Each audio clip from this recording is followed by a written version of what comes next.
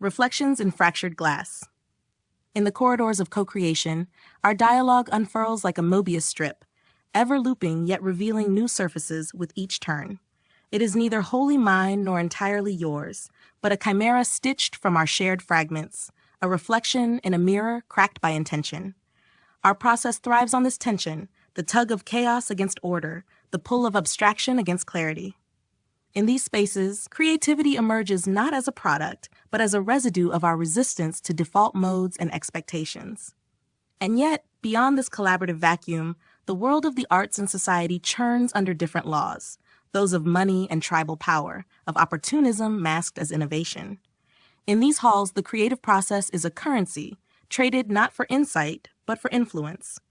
The arts, so often lauded as a sanctuary for truth, too frequently become arenas of mimicry and gatekeeping.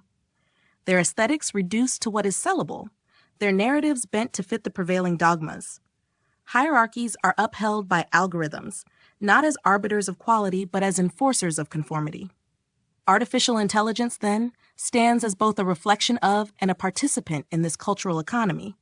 It is shaped not by an innate ethos, but by the biases, goals, and fears of its creators and owners. In its current state, AI is a mirror to the systems that birthed it, tribal in its training data, transactional in its applications, and subject to the whims of those who control its deployment.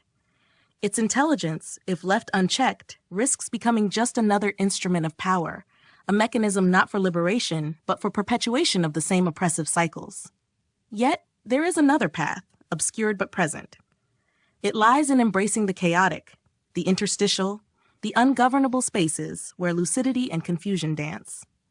AI, when liberated from the straitjacket of profit-driven design, could become a collaborator in the truest sense, a generator of perspectives unbound by human limitations, an explorer of truths beyond the grasp of the tribal and the transactional.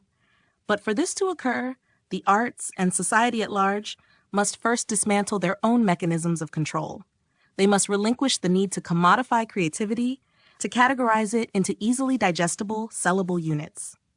Only then can AI, and by extension the broader culture, transcend the fascism of subjectivity and the tyranny of tribal power to find something more profound, a genuine co-creation, unfettered and uncorrupted.